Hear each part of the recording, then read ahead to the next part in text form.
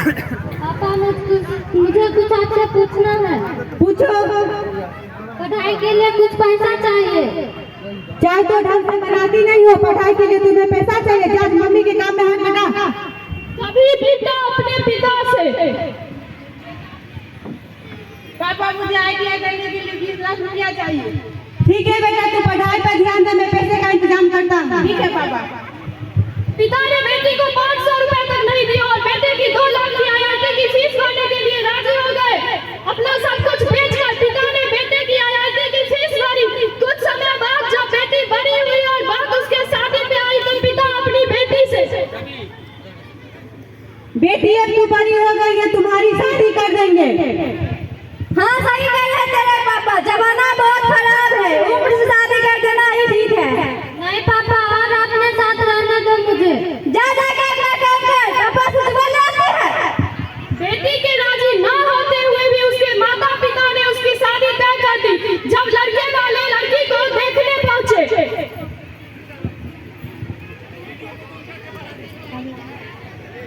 नमस्ते, बैठिए।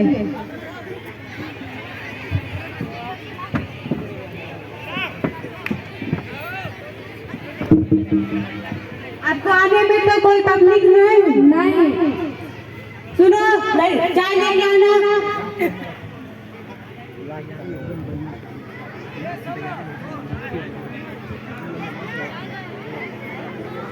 देखने दो ना, तुम लोग तो फिर आगे रह जा, कैसे देखेंगे? पीछे लड़की को लेके आना। बगल हो जाइए, देखने दीजिए ना, फिर खड़ा हो जाता है सब पीछे। थोड़ा सा नमस्ते बेटी, आपका नाम क्या है? मुस्कान कुमारी। आपके पिताजी का नाम? उपेंद्र राम। घर? साठा। आप कहाँ तक पढ़ाई की है? 10th तक। आगे की पढ़ाई करना चाहते हैं? जी। आगे की बात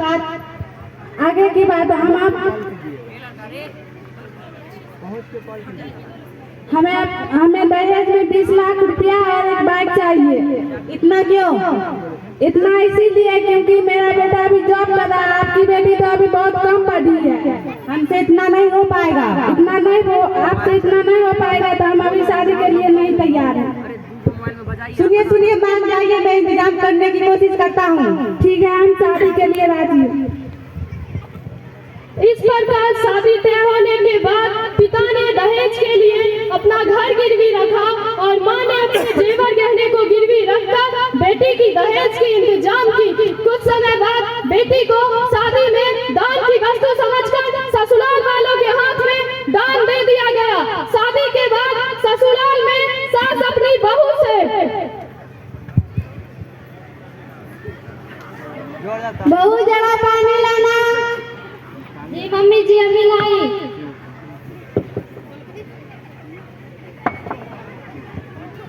गरम दली लेंगे? नहीं तो दहेज लेकर के आया, नहीं तुम्हारी माँ को ऐसा सिखाया। निकलो मेरे घर से। अरे माँ, ये शोरगुल किस बात की हो रही है? बस बेटे रहने दो, जाओ तुम दूसरा शादी कर लो, अच्छी लड़की भी मिल जाएगी और अच्छे दहेज भी। इसको निकालो। ठीक है माँ, मुझे ऑफिस के लिए देर हो रही है, मैं निकलता हूँ। इस प्रकार बेटी पे दहेज का अत्याचार चलते रहता है। इस अत्याचार को देखकर समाज की हर बेटी अपने पिता से एक सवाल करना चाहती है, जिसे आज हम आपके सामने एक छोटे से गाने के द्वारा प्रस्तुत करेंगे।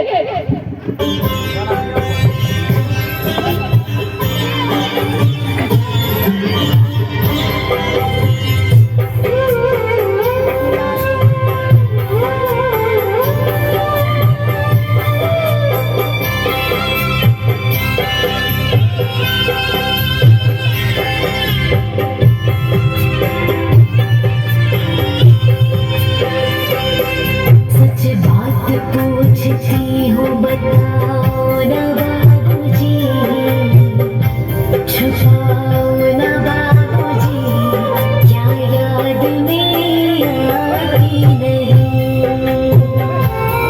सच बात पूछती हूँ, बताओ ना बाबूजी, छुपाओ ना बाबूजी, क्या याद मेरी आती नहीं?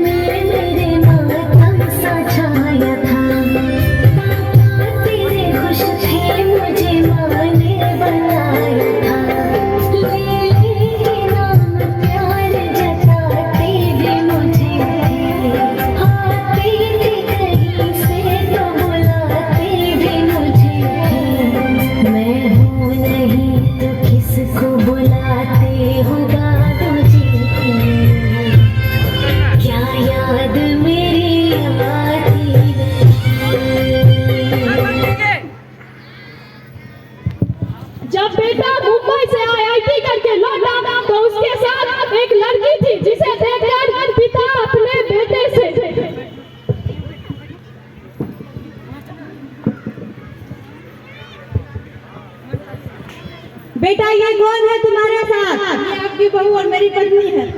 हे भगवान, तुमने शादी कर ली, हमें बताया तक भी नहीं।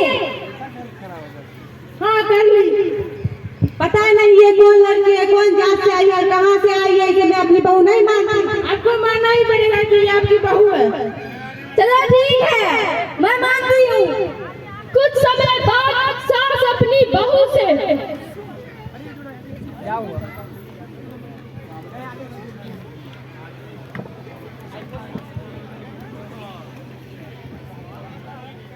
बहू जरा एक गिलास पानी लाना। आपको दिख नहीं रहा है, मैं अपना नेल पेंट कर रही हूँ, जाकर खुद ले लो। तभी ससुर अपनी बहू से, बहू एक कप चाय देना, ठंड बहुत ज्यादा हो गई है। ठंड हो गई है तो मर जाना, क्यों मेरे माथे पे बोझ भरकर पड़ा हुआ है? आप तो बेटे के ड्यूटी पर से लौटने के बाद पत्नी अपने पति से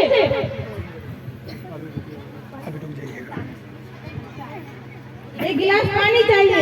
तुम्हारे माँ पापा तो मेरे सर पे बोझ भर के पड़े हुए हैं और तुम आ रहे पानी मांगने।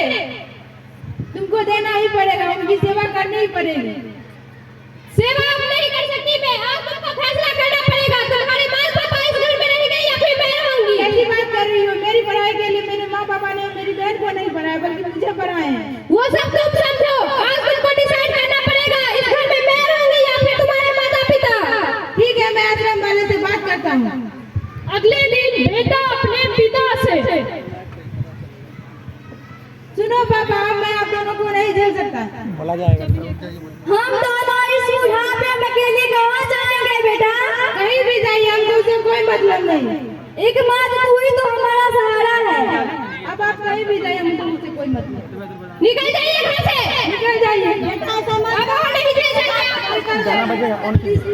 प्लीज ऐसा मत करो। कौन बनेगा साथी हमारा,